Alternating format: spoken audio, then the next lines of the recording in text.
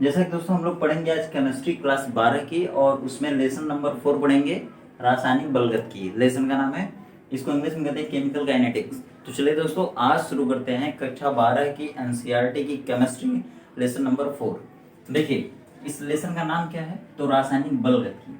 रासायनिक बलगत की जो है यह फिजिकल केमिस्ट्री की एक ब्रांच है। ठीक है, जो रासायनिक बलगत की है यह फिजिकल केमिस्ट्री मीन्स भौतिक रसायन विज्ञान का एक ब्रांच है।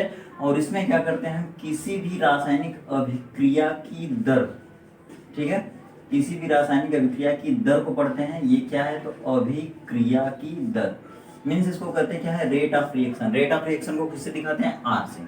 ठीक है, मतलब यह एक विज्ञान की, रसायन विज्ञान की एक शाखा है, और वो भी भौतिक रसायन विज्ञान की शाखा है। और उसमें क्या करते हैं, हम किसी भी रासायनिक अभिक्रिया की दर को पढ़ते हैं, रेट को, रेट ऑफ रिएक्शन। कोई भी केमिकल रिएक्शन है उसके रेट को पढ़ेंगे, और कौन कौन से ऐसे फैक्टर हैं जो किसी भी रेट ऑफ रिएक्शन को प्रभावित कर सकते हैं, मीन्स किसी भी अभिक्रिया की दर को घटा सकते हैं, बढ़ा सकते हैं। तो कौन कौन से ऐसे कारक हैं उनका भी अध्ययन हम इसमें करते हैं। तो देखिए यह भौतिक रसायन विज्ञान की एक शाखा है। जैसे देखिए केमिस्ट्री, केमिस्ट्री कितने प्रकार की होती है, मीन्स इसकी मेन ब्रांचेस कौन कौन सी हैं, तो देखिए तीन, एक फिजिकल केमिस्ट्री है, एक ऑर्गेनिक केमिस्ट्री है, और एक इनऑर्गेनिक केमिस्ट्री है। तो ये किसके अंदर आता है, तो ये फिजिकल केमिस्ट्री के अंतर्गत आता है। अब देखिए बात करेंगे हम रासायनिक बलगत की क्या है। सबसे पहले तो हम यही कहेंगे कि भौतिक रसायन विज्ञान की वह शाखा जिसके अंतर्गत हम किसी भी अभिक्रिया की दर को पढ़ते हैं, अभिक्रिया की दर का अध्ययन करते हैं, और कौन कौन से कारक अभिक्रिया की दर को प्रभावित करते हैं, उन सभी चीजों का अध्ययन हम कहाँ करेंगे, तो रासायनिक बलगत की में करेंगे। तो चलिए शुरू करते हैं। सबसे पहले इसमें हेडिंग होगी क्या, रासायनिक अभिक्रिया। क्या होगी, रासायनिक अभिक्रिया। ये क्या होती है, तो देखिए इसको इंग्लिश में कहेंगे केमिकल रिएक्शन। ठीक है, केमिकल रिएक्शंस। अब देखिए ये क्या है, जैसे मान लीजिए रिएक्शंस किसे कहते हैं या फिर क्या होती है। तो आप केमिस्ट्री में पढ़े होंगे कि जब दो या दो से अधिक पदार्थ, जैसे देखिए ए और बी दो सब्सटेंसेस हैं, केमिकल सब्सटेंसेस है, और ये जब आपस में मिल रहे हैं तो क्या बन रहा है, ए बी। ठीक है, इसको क्या बोलते हैं आप, तो इसको कहते हैं रिएक्टेंट। क्या बोलेंगे, रिएक्टेंट मीन्स अभिकारक बोलते हैं हिंदी में। और ये बनाएंगे क्या दोनों आपस में मिलके, तो ये प्रोडक्ट होता है, प्रोडक्ट। प्रोडक्ट को हिंदी में क्या कहते हैं, उत्पाद। देखिए आपको मैं मान रहा हूँ कि आपको लेसन समझ में नहीं आ रहा है या अभी तक नहीं आया है, लेकिन आज गारंटी देता हूँ कि जरूर आपको आएगा। ठीक, चलिए देखिए सबसे पहले क्या होता है, रिएक्शंस में अभिकारक आते हैं। ठीक ना, रिएक्शन में क्या आएगा, अभिकारक आएगा। तो जब अभिकारक आ गए, अभिकारक कितने हैं, दो हैं। दो हो सकते हैं कि और भी हो सकते हैं, एक भी हो सकता है, दो भी हो सकता है, तीन भी हो सकता है, कोई भी हो सकता है। ये दो या दो से अधिक पदार्थ हैं, रासायनिक पदार्थ हैं, ये आपस में अभिक्रिया कर रहे हैं, ए बी को बना रहे हैं। ए बी को प्रोडक्ट बोलेंगे, ए और बी को रिएक्टेंट बोलेंगे। ठीक है, अब देखिए कभी कभी यहाँ पर इस तरह का एरो आता है, कभी कभी इस तरह का भी आ जाता है, इस तरह का भी, और कभी कभी बस ऐसे आता है। तो ये कहाँ पर आता है, जैसे देखिए पानी है, पानी, पानी मीन्स H2O, ये कभी कभी सॉलिड होता है, सॉलिड मतलब ठोस होता है, बर्फ। और ये क्या होता है, पिघल करके पानी बन जाता है, मीन्स H2O लिक्विड बन जाता है ना, लिक्विड बन जाता है। तो ये भी पानी, ये भी पानी, लेकिन ये बर्फ है और ये क्या है, लिक्विड है, द्रव अवस्था में है। तो जबकि इसका फार्मूला तो नहीं बदलेगा, मतलब कि जब बर्फ का मन करेगा तो लिक्विड अवस्था में चेंज हो जाएगी, तभी फार्मूला वही रहेगा, और जब लिक्विड का मन करेगा तो ये जम करके बर्फ में बदल जाएगा। तो यहाँ पर इस तरह का एरो ये बता रहा है कि जब इसका मन करेगा, जब ये रिएक्शन फॉरवर्ड डायरेक्शन में जाएगी, मीन्स जब ये सॉलिड स्टेट जब आगे फॉरवर्ड में जाएगा तो लिक्विड में कन्वर्ट हो जाएगा, और जब ये लिक्विड का मन करेगा तो ये जो है सॉलिड में कन्वर्ट हो जाएगा। तो इस तरह से इसको कहते हैं हम साम्य अवस्था, इसको कहते हैं केमिकल इक्विलिब्रियम। और ये बताता है, जैसे देखिए ये जो एरो है ना, ये बताता है rate of forward reaction, R F means ये कहता है कि रेट ऑफ फॉरवर्ड रिएक्शन, ये बताता है अग्र अभिक्रिया की दर, या फिर अग्र अभिक्रिया, अग्र दिशा में अभिक्रिया का बढ़ना, और ये बताता है कि पश्चिम दिशा में अभिक्रिया का जाना। और ये वहीं पर रहेगा जहाँ पे जैसे ये इसमें कन्वर्ट और ये इसमें कन्वर्ट हो जाए। ठीक है, लेकिन ये जो एरो है ये केवल ऐसे रिएक्शंस में होता है जैसे कागज का जलना। अगर कागज जल गया तो फिर दोबारा वो राख से आप कागज नहीं बना पाएंगे, तो ऐसी जगह पे ये होती है। ऐसी जो साइन है वो केवल उन्हीं अभिक्रियाओं में होती है जो केवल एक डायरेक्शन में होती है, मीन्स एक डायरेक्शन मतलब इस डायरेक्शन में होगी, फॉरवर्ड डायरेक्शन में, बैकवर्ड डायरेक्शन में कभी नहीं होगी। तो ऐसी रिएक्शंस जो केवल सिंगल डायरेक्शन में होती है, वो भी फॉरवर्ड डायरेक्शन में, ऐसी रिएक्शंस में ही केवल ए वाला सिंबल होता है, नहीं तो फिर ऐसी साइन को हम लगाते हैं कहाँ पर, जहां पर जब इसका मन करे तो इसमें और जब इसका मन करे तो इसमें। मतलब ऐसे सब्सटेंसेस जो फॉरवर्ड और बैकवर्ड डायरेक्शन दोनों डायरेक्शन में होते रहते हैं, ऐसे रिएक्शंस को हम कहते हैं रिवर्सिबल रिएक्शन, उत्क्रमणीय क्रिया। और ऐसी साइन वाले रिएक्शंस को हम कहते हैं अनुत्क्रमणीय। जैसे देखिए एक होता है उत्क्रमणीय अभिक्रिया, उत्क्रमणीय अभिक्रिया, ठीक है। ये वही सब रिएक्शंस है जिनमें इस तरह की साइन आपको मिलेगी, या इस तरह की साइन किसी भी रिएक्शन में है तो आप उसे रिवर्सिबल या फिर उत्क्रमणीय क्रिया कह सकते हैं। और एक होती है अनुत्क्रमणीय क्रिया, अनुत्क्रमणीय अभिक्रिया, इसको कहते हैं इरिवर्सिबल रिएक्शन। क्या कहेंगे? Irreversible reaction. और इसमें कौन सी साइन आएगी? ये वाली। तो जब ये वाली साइन आएगी ना तो इसमें रेट ऑफ रिएक्शन बस एक ही होगी, अग्रक्रिया की दर पश्चक्रिया की दर दोनों यही होगी। और इसमें क्या है, ये बता रहा है कि ये रेट ऑफ फॉरवर्ड रिएक्शन है और ये है रेट ऑफ बैकवर्ड रिएक्शन। और ऐसा सिंबल इसलिए आता है क्योंकि ऐसे सिचुएशन में अग्रक्रिया की दर पश्चक्रिया की दर के बराबर होती है। ठीक, चलिए आगे बढ़ते हैं। देखिए ये तो हो गई डायरेक्शन के बेसिस पर रासायनिक अभिक्रियाओं के प्रकार, डायरेक्शन के बेसिस पर। लेकिन अब दो रिएक्शंस यहाँ पे और आएगी। जैसे देखिए रासायनिक अभिक्रियाएं दो प्रकार की और होती हैं, वो कौन कौन सी हैं? तो वो है, देखिए एक है, कौन सी क्रिया है? तो एक है ऊष्माक्षेपी, ठीक है, ऊष्माक्षेपी रिएक्शन। चलिए इसको छोड़ दीजिए। एक है तीव्र अभिक्रिया, तीव्र अभिक्रिया, या फिर इसका दूसरा नाम है आयनिक अभिक्रिया, आयनिक अभिक्रिया, ठीक है, आयनिक अभिक्रिया। इंग्लिश में कहते हैं आयनिक रिएक्शंस। और इसे कहेंगे मंद अभिक्रिया, ठीक है, मंद अभिक्रिया या आणविक रिएक्शन। देखिए इंग्लिश में क्या बोलेंगे, इसे कहते हैं आयनिक रिएक्शंस या और इसे कहते हैं मॉलिक्यूलर रिएक्शंस। और ये दोनों ही रिएक्शंस के प्रकार हैं। देखिए ऊष्माक्षेपी रिएक्शन ऐसी रिएक्शन होती है ना जिसके कंप्लीट हो जाने के बाद अमाउंट ऑफ हीट निकलती है, रिलीज होती है। मींस ऐसी सभी रिएक्शंस जिनके कंप्लीट होने पर कुछ अमाउंट में हीट एब्जॉर्ब होती है या फिर मतलब कि निकलती है, तो उसे हम क्या कहेंगे? ऊष्माक्षेपी रिएक्शंस। और ऊष्मा शोषी होती है, ऐसी क्रियाएं जिनको पूरा करने के लिए ऊष्मा की आवश्यकता होती है उनको हम कहते हैं ऊष्मा शोषी रिएक्शंस। तो उनसे मतलब नहीं है यहाँ पे क्या करना है, रेट ऑफ रिएक्शन की बात है। तो हम एक तीव्र क्रिया ले लेते हैं या उसी का दूसरा नाम आयनिक क्रिया, दूसरी मंद क्रिया या आणविक क्रिया। अब देखते हैं तीव्र क्रिया किसे कहेंगे। जैसे देखिए HCl है प्लस NaOH है, ठीक है। अब जब हम इस HCl को और NaOH को, कक्षा 10 में आप पढ़े थे, यह एसिड है, अम्ल कहते हैं, और इसको कहते हैं क्षार, मीन्स बेस कहते हैं, ठीक है, बेस। ये क्यों बेस है? क्योंकि ये पानी में जाएगा तो OH माइनस देगा, मीन्स हाइड्रोक्साइड आयन माइनस में देगा। और ये क्यों अम्ल है? क्योंकि ये पानी में जाएगा तो H प्लस देगा, मीन्स प्रोटॉन देगा। तो ये H प्लस हो जाता है और Cl माइनस, इसमें देखिए OH माइनस हो जाता है, Na प्लस हो जाता है। अब देखिए जब इस एसिड को हम इस बेस के साथ मिलाएंगे तो इसका पॉजिटिव वाला तुरंत निगेटिव पास जाएगा, HHO, मीन्स ये बना देगा H2O प्लस। ये देखिए माइनस और ये प्लस, तो ये वाला प्लस इस माइनस के साथ आएगा तो NaCl बन जाएगा यहाँ पे। ये रिएक्शंस बहुत ही तेजी से होती है। ये देखिए साल्ट हो गया, लवण कहते हैं, और ये पानी हो गया, इसको वाटर कहते हैं, ठीक है। तो ये देखिए ये रिएक्शन, पूरा रिएक्शन क्या कहलाती है? तीव्र अभिक्रिया। तीव्र अभिक्रिया क्यों तीव्र है? क्योंकि इसमें आयन मौजूद है, मीन्स यह ऐसी अभिक्रिया है जिनके सभी अभिकारक आयनिक प्रवृत्ति के हैं। इसका मतलब क्या हुआ? आयनिक का मतलब होता है, आयनिक देखिए आयन मतलब होता है दो चीज, धन आयन और ऋण आयन। एक मिनट,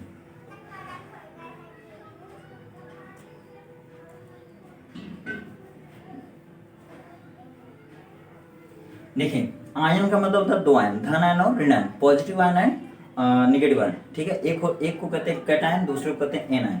तो ये देखिए ये क्या है? रिएक्टेंट है। ए और बी की तरह ए की जगह कोई भी, जैसे ये HCl हो गया, बी की जगह कोई भी जैसे NaOH। ये क्या है? ये क्या है? दोनों अभिकारक है, रिएक्टेंट है। ये अपना अलग रिएक्टेंट है, ये अपना अलग रिएक्टेंट है। ये H प्लस देगा इसलिए इसको एसिड देंगे, ये OH माइनस देगा इसलिए इसे बेस कहेंगे, ठीक है। पानी में जाने के बाद जो OH माइनस देता है उसको बेस कहते हैं। पानी में जाने के बाद जो भी रासायनिक पदार्थ H प्लस देता है, प्रोटॉन देता है, उसे एसिड कहते हैं। कक्षा 10 में आप पढ़े हैं। तो ये अभिकारक, ये अभिकारक, रिएक्टेंट दोनों अभिकारक हैं। ये अभिकारक क्या करता है? आयनों में बढ़ जाता है, धन आयन और ऋण आयन में बट गया। ये अभिकारक क्या करता है? ये भी धन आयन ऋण आयन में बट गया। तो जिन भी अभिक्रियाओं में अभिकारक आयनिक प्रवृत्ति के होते हैं उन अभिक्रियाओं की दर थोड़ा तेज होती है, इसीलिए उसको कहते हैं तीव्र अभिक्रिया। और चूंकि ये आयनों में बढ़ते हैं इसलिए इसको कहते हैं आयनिक अभिक्रिया। ठीक है, बात समझ में आई होगी। अब देखिए जैसे मान लीजिए ये है आपका C12H22O11 प्लस H2O। दोस्तों मैं इस एग्जाम्पल को इसलिए ले रहा हूँ क्योंकि इस लेसन में ये 2500 बार आने वाला है। ठीक है, तो इस एग्जाम्पल को आप याद कर जाइए तो अच्छा रहेगा। ये हो गया। देखिए ये क्या है, सुक्रोज, इसको कहते हैं केन शुगर। गन्ने के रस में यही शुगर होती है, केन शुगर। और फलों में भी यही होता है जिसको माल्टोज कहते हैं, माल्टोज। ठीक है, लैक्टोज भी कहते हैं क्योंकि दूध में भी यही होती है। तो यह एक शर्करा है, मीन्स चीनी जैसे होती है ना, वही चीनी।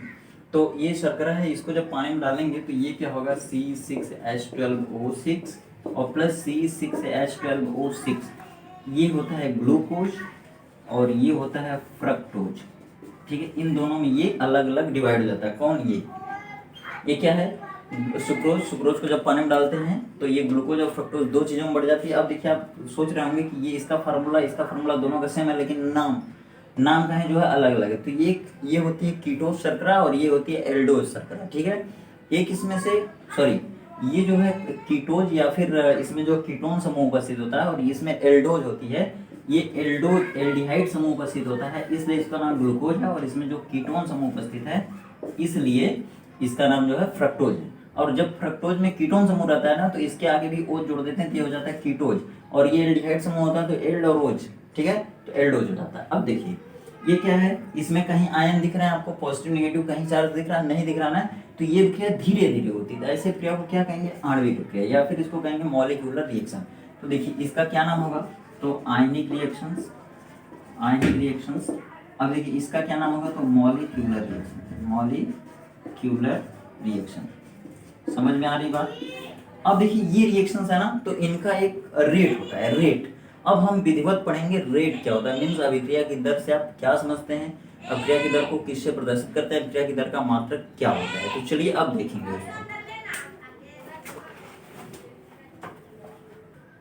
देखिए जैसे होता क्या है, मान लीजिए कोई रिएक्शन है, जैसे कोई अभिक्रिया है, क्या है, तो ए है, ए प्लस बी है और फिर उसके बाद ये ए भी बन रहा है। ठीक है, सपोज करिए ऐसा है। अभी क्या है, जैसे आप क्या करते हैं, जैसे आपको कोई सामान चाहिए मार्केट से तो आप जाते हैं 1 किलो लेते हैं, 2 किलो लेते हैं, या फिर 200 ग्राम लेते हैं, 400 ग्राम लेते हैं। लेकिन हम जब केमिस्ट्री में किसी रासायनिक पदार्थ को लेते हैं तो मोल में लेते हैं। जैसे देखिए मान लीजिए 50 मोल आप ले लिए, 50 मोल ले लिए। ठीक है, ए 50 मोल क्या लिए, बी। ठीक है, और ये अभी कितना मोल है, 0 मोल है। कब है, जब t = 0 सेकेंड। मतलब हुआ क्या कि अभी जैसे हमने ए को बी के साथ मिलाया है, ठीक है, और अभी रिएक्शन हुई नहीं है, अभी t बराबर टाइम 1 भी सेकेंड लगा नहीं, अभी हमने लिया है। इसका मतलब हो गया t बराबर 0 सेकेंड। मतलब कि अभी हम 50 मोल ए को 50 मोल बी को लिए हुए हैं, अभी दोनों को एक में मिलाए नहीं है। तो जब अभी मिलाए नहीं तो अभी रिएक्शन हुई नहीं तो ये कितना मोल बना, 0 मोल बना। ठीक है, अब देखिए t बराबर 0 सेकेंड था, मतलब अभी 1 भी सेकेंड समय लगा नहीं है, अभी ये दोनों हमारे पास अलग अलग हैं। ठीक, अब जैसे देखिए मान लीजिए हम इसको ए को बी में मिला दिए। ठीक है, t बराबर मान लीजिए 20 सेकंड, 10 सेकंड, 30 सेकंड, 50 सेकंड, कुछ भी t लगेगा यहाँ पे, मान लीजिए t सेकंड, t बराबर t सेकंड। t मतलब क्या होगा कि कुछ भी समय, जैसे 10-20 सेकंड कुछ लगा। अब क्या करेगा, ए कुछ भाग इसका बी से रिएक्ट हो जाएगा। ठीक है, जैसे ए की कुछ मात्रा इस बी के साथ मिल जाएगी और बी की कुछ मात्रा ए के साथ मिल जाएगी, और फिर उसी हिसाब से ये बन जाएगा। जैसे देखिए मान लीजिए इसमें से 50 में से मान लीजिए 20 भाग चला गया, 20 भाग, तो यहाँ पे कितना बचा, 50 - 20 मोल बचा।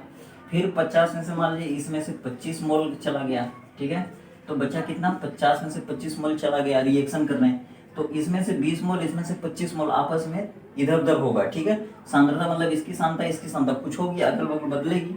तो अब देखिए इसमें से 20, इसमें से 25 अगर आए तो यहाँ भी 0 नहीं रहेगा, मतलब कुछ बनेगा, कुछ मोल। ठीक है, सपोज अब देखिए जैसे मान लीजिए यहाँ इसकी कुल मात्रा कितना मान लीजिए ए मोल। ठीक है, इसकी कुल मात्रा कितनी मान लीजिए ए मोल। ठीक है, तो यहाँ पर कितना रहेगा, 0 मोल। कब रहेगा t बराबर 0 सेकेंड पर। अब देखिए मान लीजिए ये रिएक्शन होना शुरू कर दी, मतलब यहाँ पे t बराबर क्या हुआ, t सेकेंड लग गया। मतलब कि जब हम a को b से मिला दिए तो a में का कुछ भाग, जैसे a माइनस x, मतलब मान लेते हैं कि a में से x भाग रिएक्शन में चला गया। ठीक है, और उसी तरह से यहाँ भी a में से x भाग चला गया रिएक्शन में, ठीक है। और फिर यहाँ से x निकला, यहाँ से x निकला, तो यहाँ बनेगा कितना, x मोल। मतलब जितना यहाँ से निकलेगा, जितना यहाँ से निकलेगा उसी हिसाब से प्रोडक्ट बनेगा, तो यहाँ भी हो जाएगा x मोल, ठीक है। अब देखिए आगे समय कितना लगा है, t सेकेंड।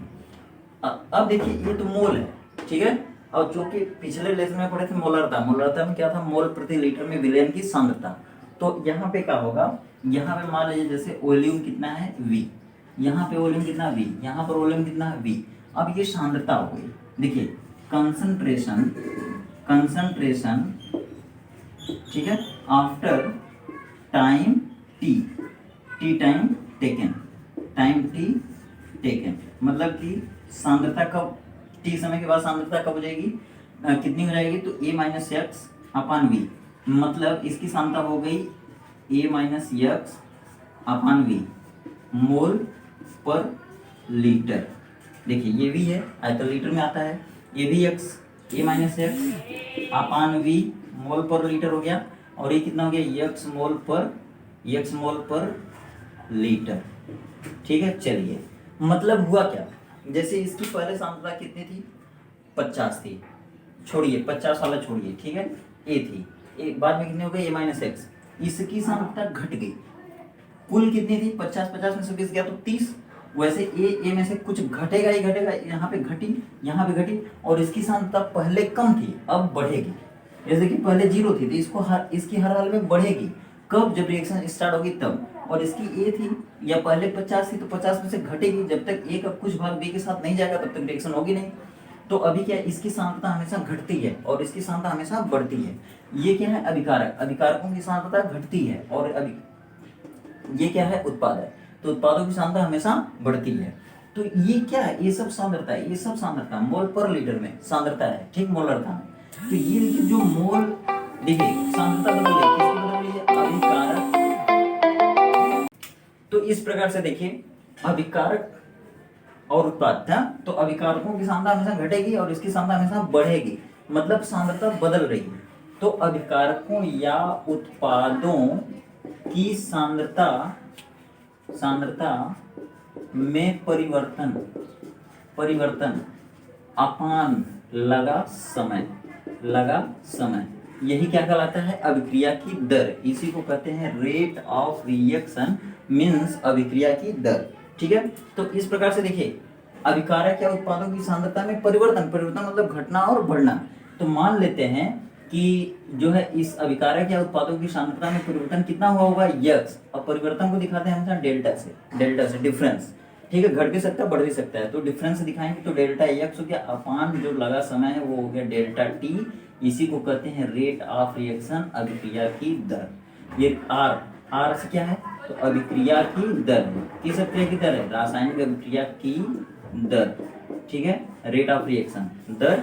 और इसी देखिए ये जो डेल्टा है ना, इसी डेल्टा को हम ऐसे दिखाते हैं dx अपान dt, ठीक है। ये dx क्या है, लिखेंगे जहां dx क्या है, तो अभिकारकों या उत्पादों की सांद्रता में परिवर्तन है, सांद्रता में परिवर्तन अपान डेल्टा टी क्या है, ये है सांद्रता परिवर्तन में लगा समय, सांद्रता बदलने में या फिर परिवर्तन में लगा समय है, यही है बस। अब देखिए अब होगा क्या, अब आपको पूछा जा सकता है आपसे कि बताइए आर जो है रेट ऑफ रिएक्शन है, अभिक्रिया की दर है, इसका मात्रक क्या होता है। तो देखिए आर का मात्रक, चलिए दोस्तों अगर चैनल को सब्सक्राइब नहीं किया तो चैनल को सब्सक्राइब कर लीजिएगा, मैं आपको टाइम टू टाइम वीडियो देता रहूँगा, कोर्स इसी तरह पूरा हो जाएगा धीरे धीरे, ठीक है। और वीडियो डेली आती है, एक दिन छोड़ के भी आती है, डेली भी आती है, तो जैसे ही टाइम मिलता है वैसे वीडियो बना के दे देंगे मैं, और अपलोड कर दी जाएगी वीडियो, आप देख लीजिएगा, ठीक है। लिंक डिस्क्रिप्शन बॉक्स में है, नहीं तो फिर प्लेलिस्ट से आप जाकर के वीडियो देख लीजिए, पिछले वीडियो। देखिए आर का मात्रक क्या होगा, रेट ऑफ रिएक्शन का मात्रक क्या होगा, तो देखिए डीएक्स का मात्रक और डी का मात्रक। तो dx क्या है, dx सांद्रता में परिवर्तन है, तो सांद्रता बदलेगी तभी सांद्रता ही रहेगी, तो मोल पर लीटर होता है उसका, तो मोल प्रति लीटर हो जाएगा उसका, ठीक है। और फिर देखिए ये समय है नीचे, तो समय को हमेशा सेकंड में ही नापा जाता है, तो इसको ऊपर ले जाएंगे क्या हो जाएगा, mole litre universe second universe, means हो गया मोल प्रति लीटर प्रति सेकेंड। ठीक है, तो ये इसका मात्रक हो जाएगा। और देखिए बहुत ही आसान है, आप चैनल पे बने रहिए, बस मैं अगले वीडियो में फिर इसके आगे ले चलूंगा, और अगर इसमें कंफर्म नहीं हुआ तो अगले वीडियो में फिर से मैं बता दूंगा रेट ऑफ रिएक्शन क्या होता है, अभिक्रिया की दर क्या होती है, अभिक्रिया की दर का मात्रक क्या होता है, फिर आगे आएगा वेग स्थिरांक। तो हम लोग फिर मिलते हैं अगली वीडियो में वेग स्थिरांक, एक नए टॉपिक के साथ। वेग स्थिरांक क्या होता है और अलग अलग अभिक्रियाओं के प्रकार, और फिर अभिक्रियाओं के लिए वेग स्थिरांक का व्यंजक कैसे निकालते हैं, वेग स्थिरांक का मात्रक क्या होता है अलग अलग अभिक्रियाओं के लिए, वो सारी चीजें अगली वीडियो में पढ़ेंगे। तब तक आप खुश रहिए, व्यस्त रहिए, मस्त रहिए। आपका दिन शुभ।